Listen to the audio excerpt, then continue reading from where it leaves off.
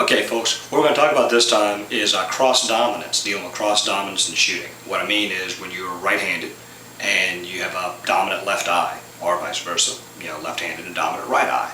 How do you address that? Well, historically, with the Weaver stance, you'll see people roll their head over to get their left eye behind the gun. Get their left eye behind the sights.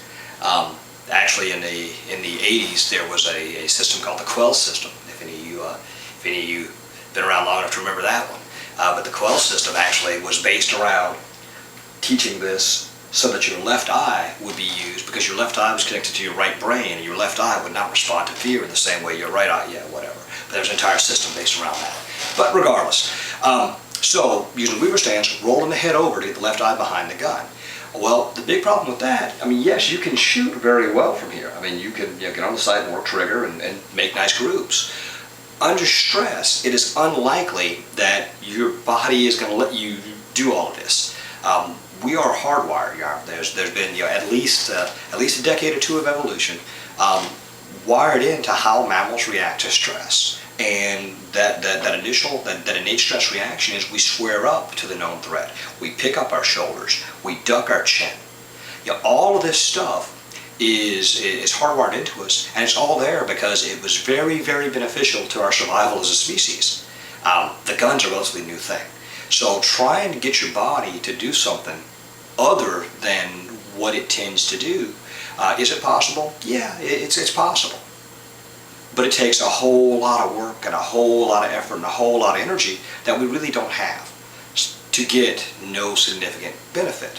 So I would much rather work with what our body wants to do. So that's one part of it. But working with isostasis, working with a square shoulders, extending the gun, again, what's commonly done is, if I were a cross-dominant shooter, is turn the head slightly to get the left eye behind the sights.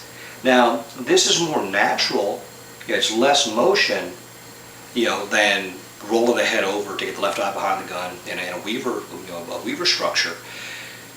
But it's still not very natural. It still requires, the head to be asymmetrical, for the head to be off-center. Again, not very likely to happen under stress. What I think is a better way, a simpler way to do it is this. Simply get the gun under the dominant eye before you move it out. Remember, we talked about draw stroke. This is my count 2 of draw stroke. Count 1 was in the holster, count 2 is here. Count 3 I define as getting the gun in line with the dominant eye. In this case, I'm right-handed, right-eyed. Get the gun in line with the dominant eye, drive it out, and the gun ends up in front of the dominant eye at full extension. Well, if I were cross-dominant, count 3 is this. From count 2, the gun moves across body in line with the dominant eye, and then as I drive the gun out, the gun is there. It's in line with the dominant eye. It doesn't require the head to move. I'm not trying to turn the head to get the head in line with the gun. I'm moving the gun in line with the eye and doing my shooting from there. It's a more intuitive way, it's a more natural way, because it's tied with what the body wants to do. The body's been around for a while. The gun's relatively new. Tie the gun into what the body wants to do, instead of trying to force your body to contort and conform to the gun. Give it a shot, and let me know how it works for you guys. Thank you.